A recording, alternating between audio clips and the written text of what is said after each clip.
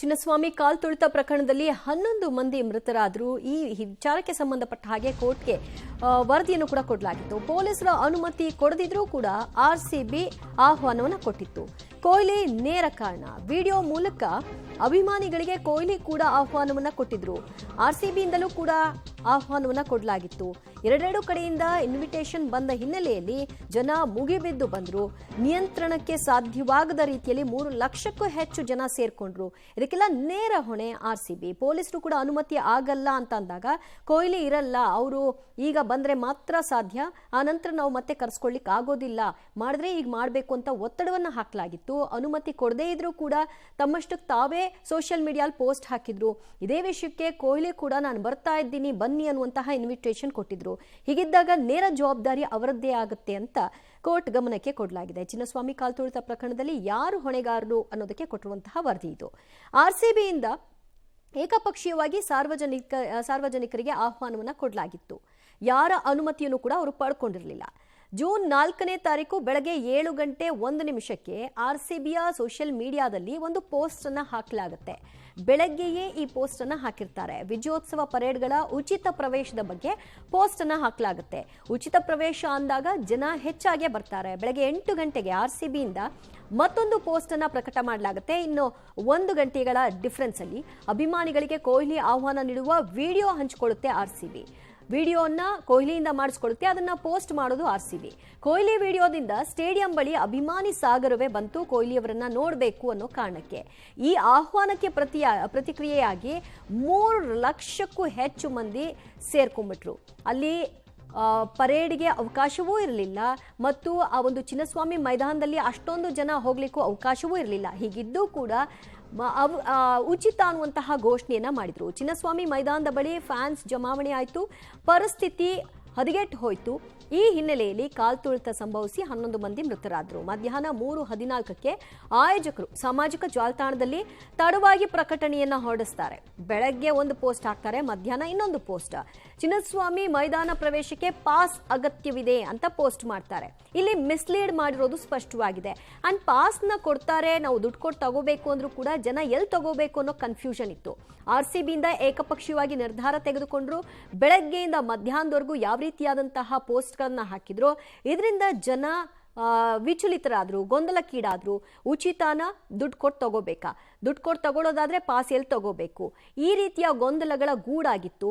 ಇದರ ನಡುವೆ 3 ಲಕ್ಷ ಜನ ಸೇರಿದ್ರು. ಗೇಟ್ಗಳನ್ನು ಕೂಡ ಬಂದ್ ಮಾಡಿಕೊಳ್ಳಲಾಗಿತ್ತು. ಏಕಾಏಕಿ ಗೇಟ್ ಓಪನ್ ಮಾಡಿದಾಗ ಜನ ಮುಗಿಬಿದ್ದು ಕಾಲ್ತುಳಿತ ಸಂಭವಿಸಿತು. ಇದಕ್ಕೆ ನೇರ ಹೊಣೆ ಕೊಹ್ಲಿ ಮತ್ತು ಆರ್ಸಿಬಿ ಅಂತ ಸ್ಪಷ್ಟವಾಗಿ ಹೇಳಲಾಗಿದೆ.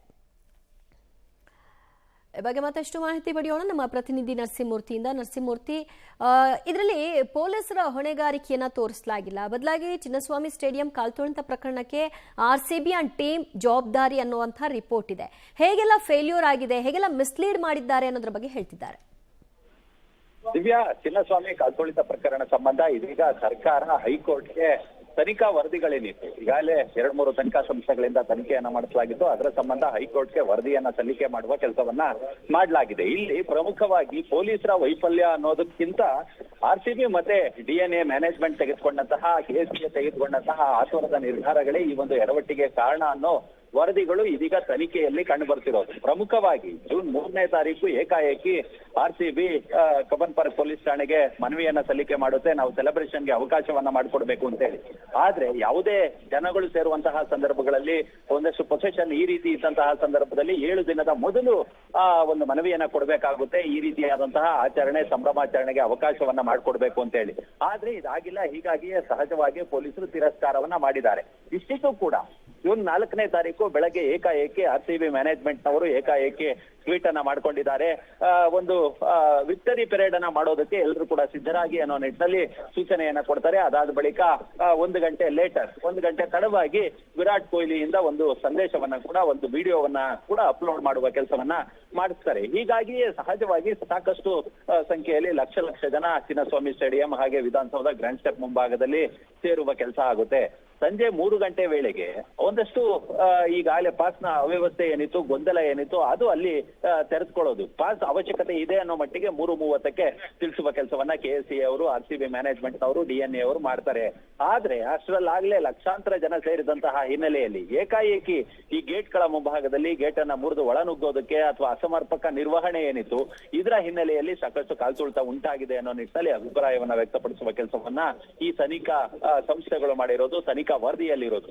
ಇಲ್ಲಿ ಗೇಟ್ ನಂಬರ್ 1 ಮತ್ತೆ 21ರಲ್ಲಿ ಗೇಟ್ ಅನ್ನ ಮುರಿಯಲಾಗಿದೆ, ಕಾಲ್ತುಳಿತ ಉಂಟಾಗಿದೆ, ಸುಮಾರು ಪೊಲೀಸರು 7 ಮಂದಿ ಗಾಯಗೊಂಡಿದ್ದಾರೆ. ಇವೆಲ್ಲವೂ ಕೂಡ 3:30ರಿಂದ ಆರಂಭವಾಯಿತು ಅನ್ನೋ ಮಟ್ಟಿಗೆ ಇದೀಗ ಆ ತನಿಖಾ ವರದಿಯಲ್ಲಿರೋದು. ಅದ್ರ ಜೊತೆಗೆ ಪೊಲೀಸರು ಈ ಕಾರ್ಯಕ್ರಮವನ್ನ ರದ್ದು ಮಾಡದಂತದ್ದೇ ಆದಲ್ಲಿ ಒಂದಷ್ಟು ಗಲಾಟೆಗಳಿಗೆ ಆಸ್ಪದವಾಗಬಹುದು, ಸಾಕಷ್ಟು ಜನ ಸೇರಿದ್ದಾರೆ, ಹೀಗಾಗಿ ಮುಂದೂಡೋದು ಬೇಡ ಅನ್ನೋ ನಿಟ್ಟಿನಲ್ಲಿ ಅನಿವಾರ್ಯವಾಗಿ ಬಂದೋಬಸ್ತನ್ನ ಮಾಡ್ಕೊಂಡಿದ್ರು. ಪೊಲೀಸರ ತಪ್ಪು ಅಷ್ಟಾಗಿ ಇಲ್ಲೇನು ಕಂಡು ಬಂದಿಲ್ಲ ಅನ್ನೋ ನಿಟ್ಟಿನಲ್ಲಿ ಇದೀಗ ತನಿಖಾ ವರದಿಗಳನ್ನ ಹೈಕೋರ್ಟ್ಗೆ ಸರ್ಕಾರ ಸಲ್ಲಿಕೆ ಮಾಡಿರೋದು.